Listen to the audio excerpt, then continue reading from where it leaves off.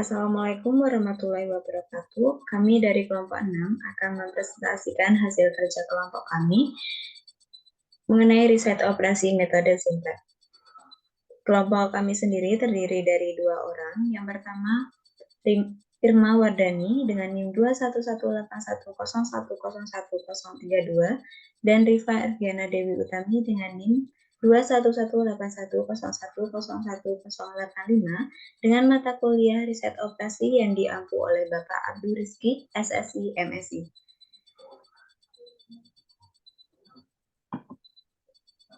Metode Simplex merupakan suatu metode perhitungan yang digunakan untuk penentuan solusi optimal yang didasarkan pada teknik eliminasi Gauss-Jordan. Penentuan solusinya dilakukan dengan memeriksa titik ekstrim yang dilakukan dengan cara perhitungan iteratif. Untuk yang pertama yaitu mendefinisikan soal yang akan digunakan. Yang kedua mengenai penjelasan fungsi kendala dan fungsi tujuan.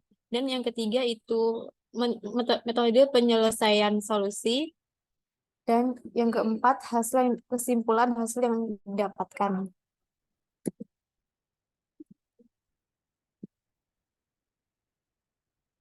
Terdapat soal PT Apa Kabar adalah sebuah perusahaan yang memproduksi produk kulit dengan skala menengah untuk membuat sepatu kulit dan dibutuhkan bahan kulit 5 kg dan benang 2 kg. Untuk membuat sandal kulit dibutuhkan 3 kg bahan kulit dan 1 kg bahan benang, dan untuk membuat tas kulit dibutuhkan 4 kg bahan kulit dan 5 kg bahan benang. Masing-masing produk dibutuhkan 3 jam untuk membuat satu sepatu, sandal, dan tas kulit. Bahan kulit kurang dari 150 kg, bahan benang kurang dari 50 kg, dan masa kerja kurang dari 30 jam. Berapakah yang harus diproduksi PT Apa Kabar untuk mendapatkan laba maksimal? Dengan Z sama dengan 45X1 plus 60X2 plus 30X3.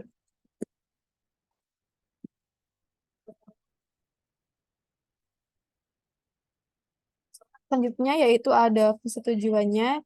Di sini yaitu ditemukan fungsi tujuannya Z sama dengan 45X1 plus 60X2 plus 30X3.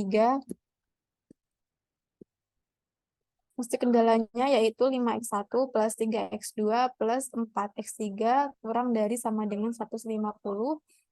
2X1 plus X2 plus 5X3 kurang dari sama dengan 50.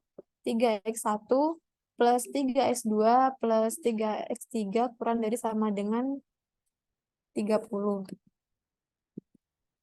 Dengan batasannya yaitu X1, X2, X3 lebih dari sama dengan 0. Di mana X1 ini merupakan sepatu kulit, X2 sandal kulit, dan X3-nya ini tas kulit.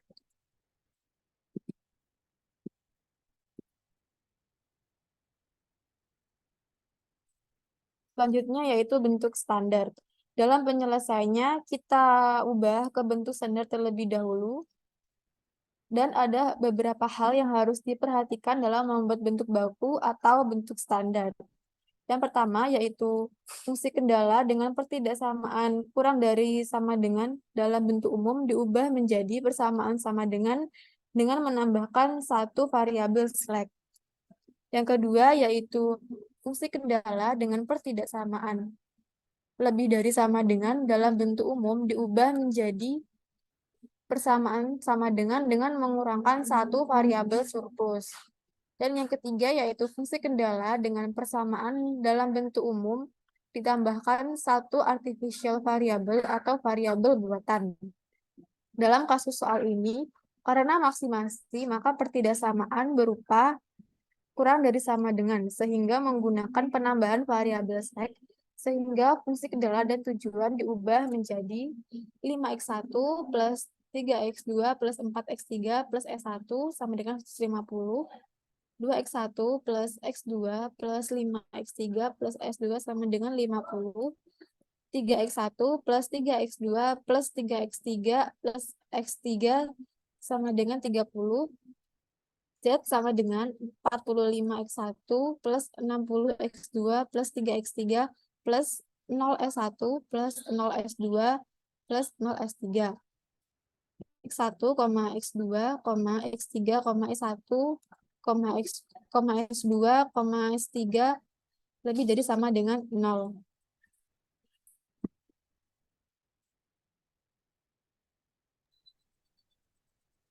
Baik, untuk selanjutnya yaitu tabel metode simpeknya. Ada beberapa hal yang harus diperhatikan dalam mencari solusi metode simpek ini. Cara penyelesaian metode simpek ini menurut aturan yang ada, apabila ZC min CC lebih besar sama dengan 0, maka penyelesaian sudah optimal. Yang pertama yang perlu dilakukan adalah menentukan kolom pivot dengan melihat nilai ZC min CC yang paling negatif. Seperti yang diketahui, tadi kita sudah menentukan bentuk standarnya. Dari bentuk standar tersebut, kita dapat membuat tabel simpleknya.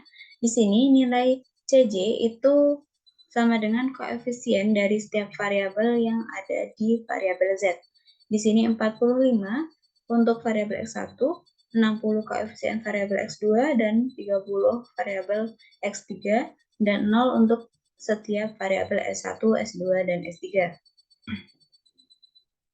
Dan kemudian buat fungsi kendalanya juga sama seperti tadi, 5 variabel X1 dan seterusnya, sehingga untuk menentukan nilai ZC itu sama dengan perkalian antara koefisien variabel dengan koefisien nilai variabel seleknya. Di sini, yang pertama kita kalikan 5 dengan 0, ditambah 2 dengan 0, ditambah 3 dengan 0, itu sama dengan 0, dikurangkan dengan nilai CJ, itu sama dengan 45, sehingga didapatkan nilai minus 45. Begitu pula dengan selanjutnya, didapatkan minus 60, kemudian selanjutnya minus 30, selanjutnya 0, 0, 0, 0, dan 0. Kemudian kita lihat nilai ZC min CC yang paling negatif untuk menentukan kolom pivotnya. Di sini yang paling negatif adalah nilai minus 60, sehingga variabel X2 ini merupakan variabel basis kolom pivot. Diberi tanda merah sebagai pembeda. Kemudian untuk menentukan, untuk selanjutnya yaitu menentukan baris pivotnya. Untuk menentukan baris pivot itu didasarkan pada rasionya. Untuk melihat rasionya sendiri, kita dapat membagi antara RHS dengan variabel kolom pivotnya. Di sini diketahui RHS-nya adalah 150 dan variabel kolom pivotnya adalah 3, sehingga dibagi didapatkan nilai 50. Untuk selanjutnya dengan cara yang sama, 50 dibagi 1 sama dengan 50. Selanjutnya 30 dibagi 3 sama dengan 10. Untuk menentukan baris pivot, kita lihat nilai rasio yang paling kecil. Di sini diketahui nilai rasio yang paling kecil berada pada variabel S3, sehingga baris pivotnya berada di variabel S3. Untuk selanjutnya, kita dapatkan bahwa perpotongan antara kolom pivot dan baris pivot itu sama dengan 3. Nah, nilai 3 ini merupakan pivotnya yang akan menentukan perhitungan selanjutnya. Next.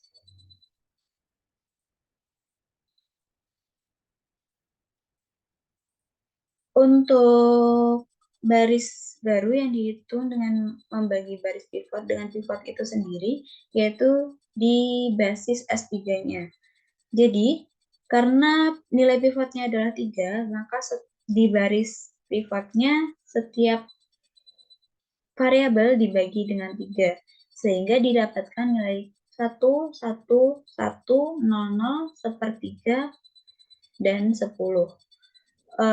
Kemudian basisnya tadi S3 diubah menjadi X2.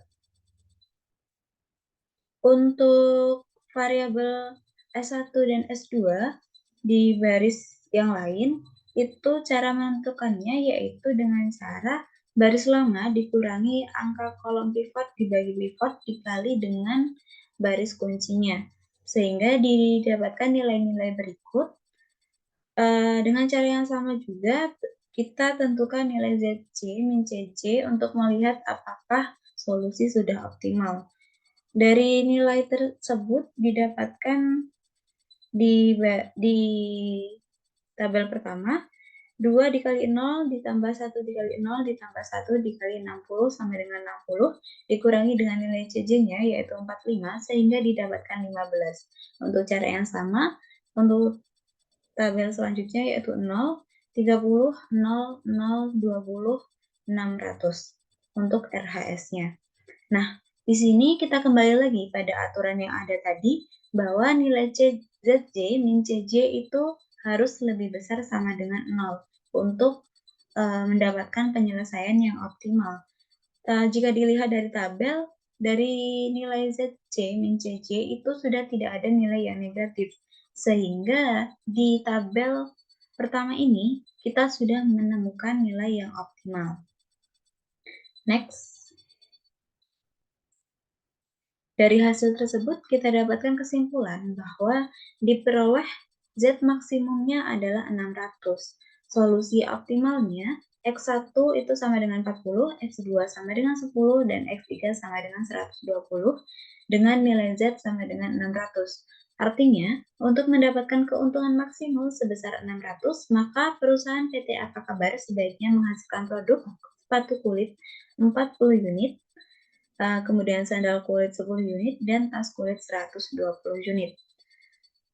Sekian presentasi dari kelompok kami. Jika kurang lebihnya mohon maaf. Wassalamualaikum warahmatullahi wabarakatuh.